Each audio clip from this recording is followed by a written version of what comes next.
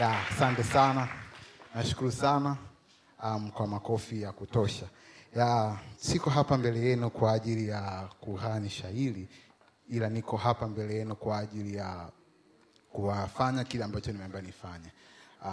Tunaelekea mwishoni kabisa wa show yetu na tutakuwa choyo wa fadhila kama hatutatoa maneno ya shukrani kwenu ninyi nyote ambao nimekuwa ni ndugu zetu tangu tulipoanza season 1 tukaenda season 2 ambayo nyinyi hamkuwepo na leo tunahesabu season 3. Kwa hiyo tunawashukuru sana kwa support yenu na bado tunaendelea kuomba support yenu ili kuhakikisha kwamba tasnia hii ya storytelling inakwenda kufika kwenye kiwango kile ambacho kinatakiwa. Lakini shukrani za dhati sana ziende kwa ndugu zetu wa DLM viatu. Hao ndugu zetu wanauza viatu kutoka Kariakoo, lakini pia Even Soul TZ wauzaji wa viatu vya kike pia wanapatikana Kariakoo, lakini pia ndugu zetu wa City Vibe DSJ-FM. Piga kelele kwa DSJ-FM.